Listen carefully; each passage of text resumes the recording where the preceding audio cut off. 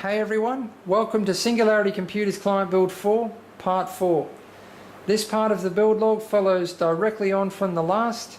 It starts with the filling of the water cooling loop. And actually most of this video focuses on the filling of the loop because I know a lot of you guys are interested in this part of a water cooling build in particular. So I've showed the entire process with almost no edits. And I mean, I've had to time-lapse some of it.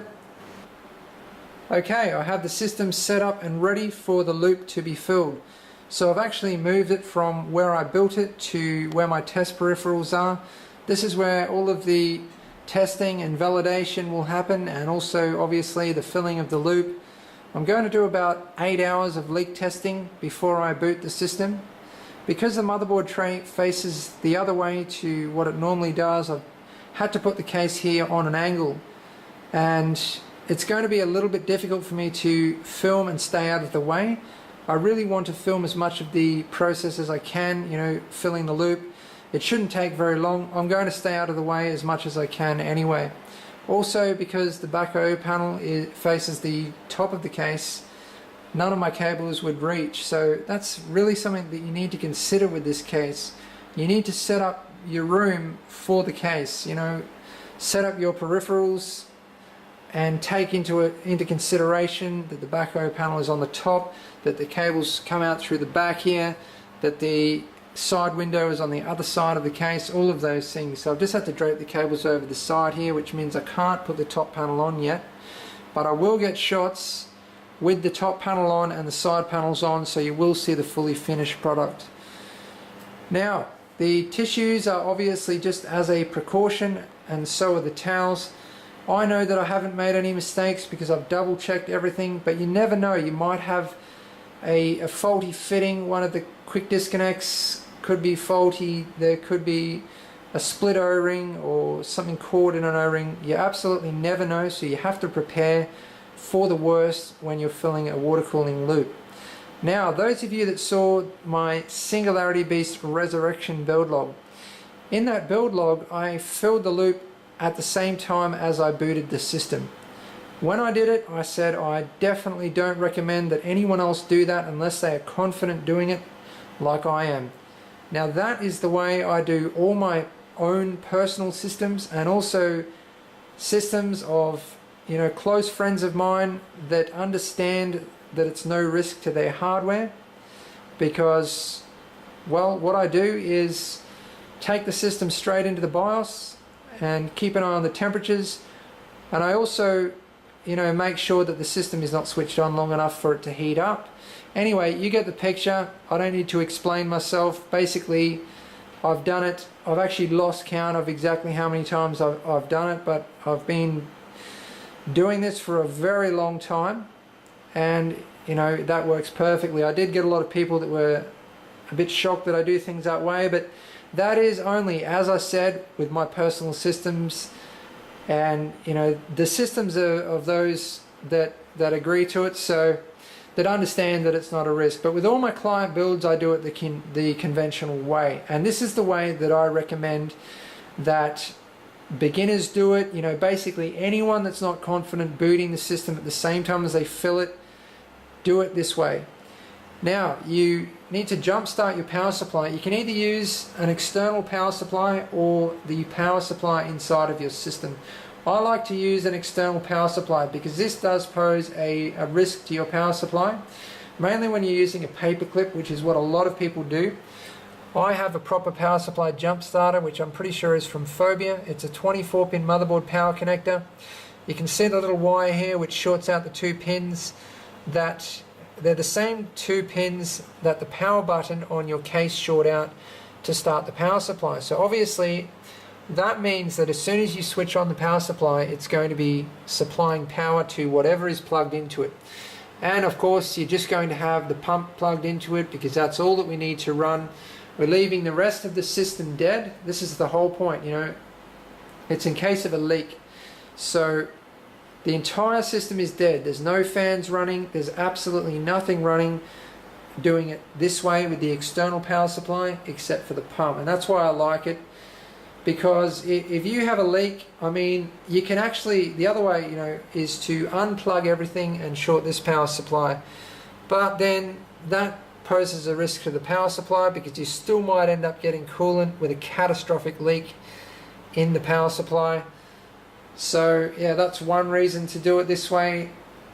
Well, actually that's two reasons, because yeah, shorting it out, even with one of these, some power supplies, particularly older power supplies, need to run under some kind of load, otherwise it can damage the power supply. But most newer power supplies can handle just running like a tiny little trickle of power, which is all that a pump needs.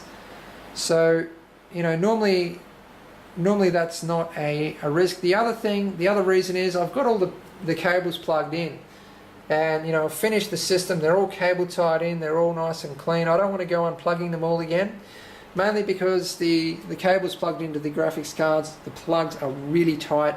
It's really hard to get them out again. So yeah, a number of reasons to use an external power supply. I would just use a cheap one. This is just a cheap 500 watt Cooler Master power supply here. And yeah, I'll just show you my config again. So I've got the power supply jump starter. I've just coiled up all the cables here out of the way, and all I've got here is just one Molex going straight to the pump. So that's going to power the pump. The rest of the system is going to be dead. This power supply is not connected, switched off.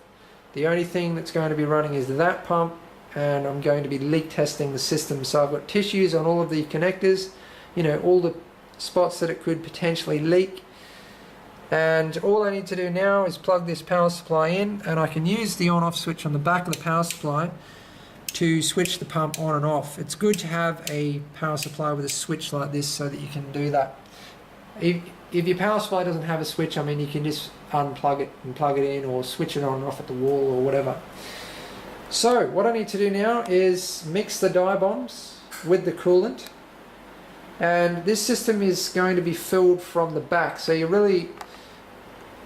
the camera angle that I've got, you're not really going to be able to see me filling it. You might just see the syringe through there. But anyway, I will show you where it gets filled. All filling is done like from the back down on this angle. So I'll be kind of sticking the syringe in through there into the top of the res. Okay, so I'm just going to mix up a dye bomb with this bottle of coolant. I'm just going to put the whole thing in there.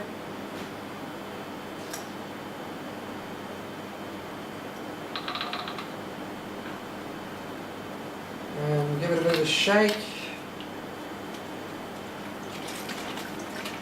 I mean, it's going to get mixed up once it's in the loop, but that should do the job.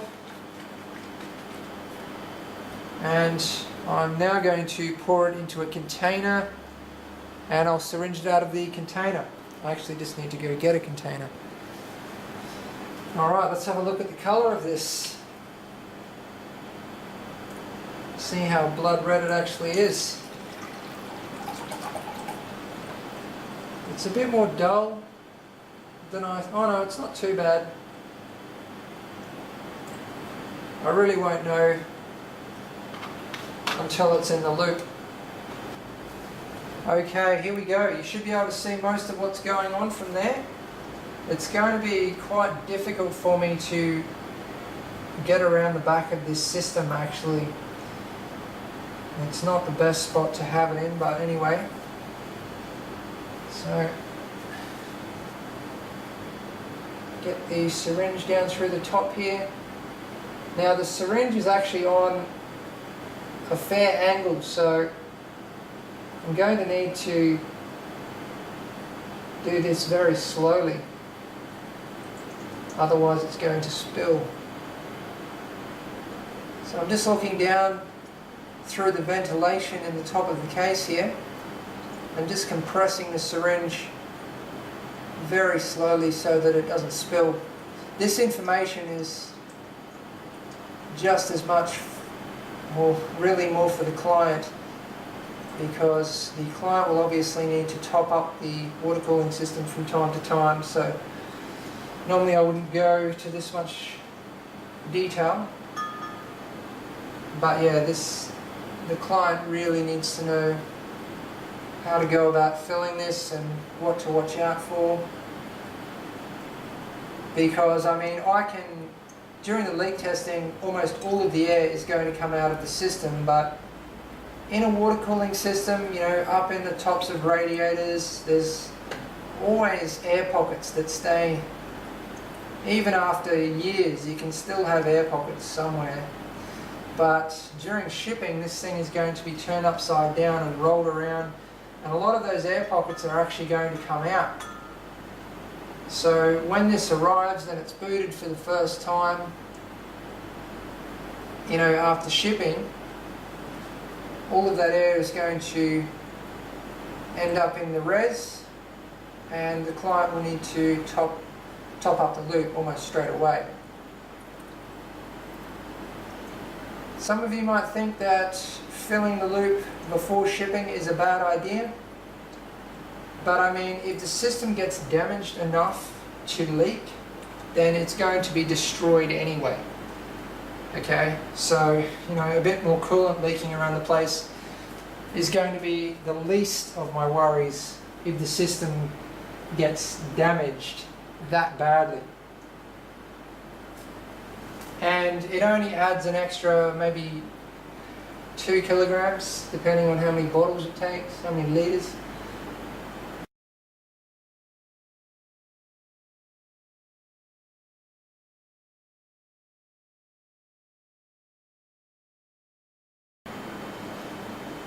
Okay, the reservoir is full, so I'm now going to plug in the power supply and yeah, crank up the pump.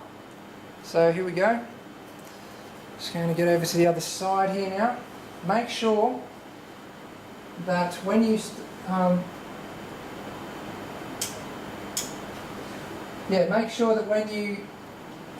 every time you start up the pump, you've got your finger over the opening on the top of the reservoir. Either that or you put the cap on, because you can get a bit of backsplash. Alright, it's all plugged in, so here we go.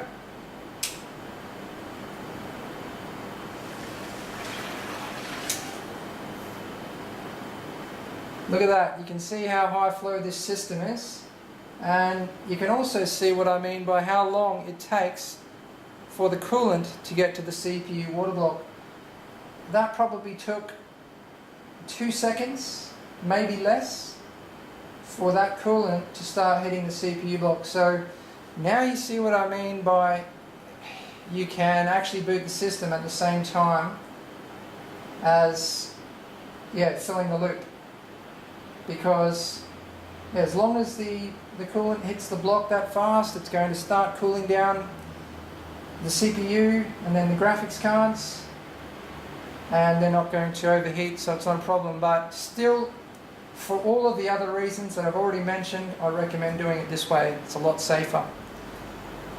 So I'm just going to go around the back, fill up the res again, and then keep cycling it. Keep going through the same process until the res is full. Until the loop is full, sorry. So I'm just going to time lapse this again. Always keep an eye on all of the components in the loop as you're filling it, just in case something starts to leak. It's always good to catch it as early as possible, obviously. Even if you're completely confident that nothing is going to leak, I still recommend keeping a very close eye on everything, because as I said, you never know if something's faulty or whatever. So better to be safe than sorry. Just need to mix up another bottle of coolant now, because I've gone completely through the first bottle. Some of you might have been thinking, I mean, I didn't get any comments on this or anything, but yeah, some of you might have been thinking that this pump is a little bit small for this loop. I mean, considering the size of the radiator, the amount of water blocks. I mean, yeah, the radiator in particular has a very dense fin array. It's a massive radiator, so you might have been thinking that a more powerful pump is necessary, but you can see how powerful that little pump is by how fast it just moved that coolant around the loop. It is an incredibly powerful little pump. It almost has the same amount of litres per hour that the MCP 655 does. Now that I've prepared that second bottle of coolant, I'm going to run the pump again. So here we go, watch how quickly this happens. So I've got my finger over the opening, a little delay. So it's now circulating. Almost, almost first try. Second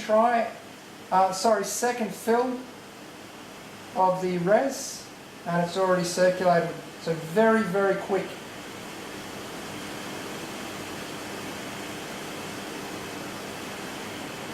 Looks good. Can't see any leaks. So that's the reason that I'm staying here, just to make sure everything is okay.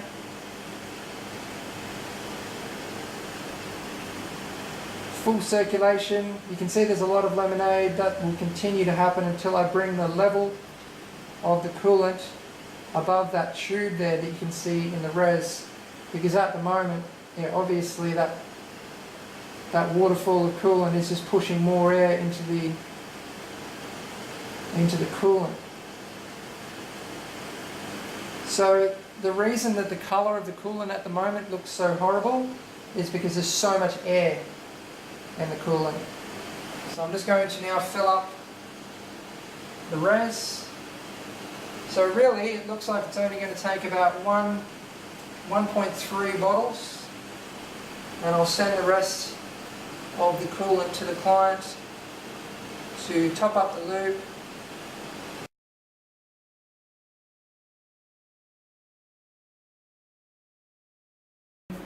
You can hear it's a lot quieter now too. When there's a lot of air going through the pump, it's really loud. So that's it, it's up and running. I'm now going to leave it for the leak test. I'm going to run it for 8 hours. I mean, you definitely don't need to run it that long to leak test it. You really only need to run it for an hour. And even after the first 30 minutes, you know that it's not going to leak. But my validation is very strict, and I stick to the rules that I've set for myself. On every single system gets the same treatment. So 8 hours is it. Okay, the system has now been up and running for about 3 days. It's passed all of the testing and validation. So first of all, the 8-hour leak test, then 24 hours of Prime 95, then 12 hours of the Unigen Heaven benchmark.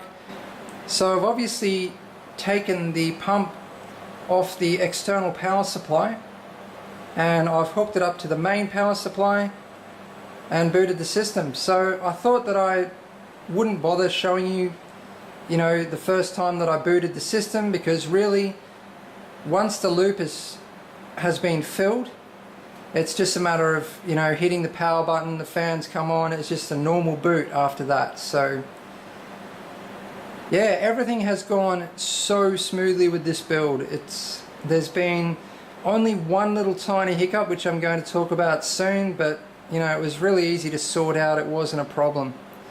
It's been an absolute breeze, this build. I've really enjoyed every minute of it.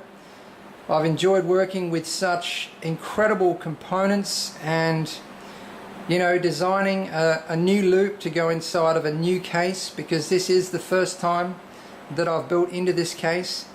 And I absolutely love this case. You know, I've really enjoyed building into this case, and I'm really happy with this build. You know, it's an incredible build, and it's the sort of thing I would build for myself. But anyway, now what I'm going to do, the system is complete. You know, it's ready to be shipped. It's fully tested and validated. I've actually finished running all of the benchmarks at this point. Now, I have been talking to the client, and he would like me to do a factory overclock. I'm just going to take the CPU to 4.4 gigahertz, you know, nothing major, and the graphics cards I'm leaving it stock. All I'm overclocking is the CPU. I'll be running the memory at its XMP profile, so I still have that to do, and then another 24 hours of validation after that, you know, validating the CPU overclock. Now, the color of the coolant, this was the little hiccup that I had. So I got 3 bottles of Primo Chill PC ice, and they all came with separate dye bombs. Okay, I ordered 3 bottles of Blood Red, but it turns out that they threw in a black dye bomb, and it was an unmarked syringe. You guys probably saw that in there somewhere during the build log. There was one unmarked syringe. Anyway, I'd filled the loop. It had passed the 8-hour leak test. All the air was out of the loop, and it still was not the color that I wanted.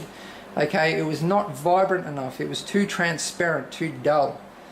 So I decided to add the last dye bomb, and I added half of it because I knew that the dye was not vibrant enough. So I knew that half of the dye bomb was going to be fine, as long as it was blood red like the other 2 dye bombs. But it turns out it was black, and anyway, I put half of it in thinking it was blood red, that it was going to make the color more vibrant, and it made the loop go like an ugly bright purple. Okay, it was absolutely horrible, the worst coolant color I've ever seen. So what I had to do is empty out some of the horribly colored coolant. It ended up being about, I think it was half a bottle, and the good thing was I still had almost an entire bottle of, you know, the blood red mixed up, so I put that in.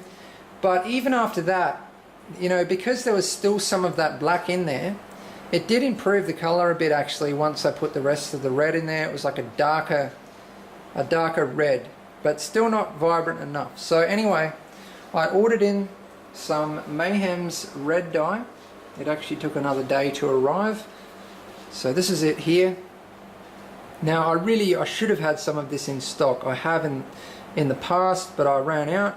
I've now got a whole lot of it, a whole lot of different colors, and yeah, I like to keep these kinds of things in stock because coolant color is important. You know, it's something that I like to get perfect to top off the loop.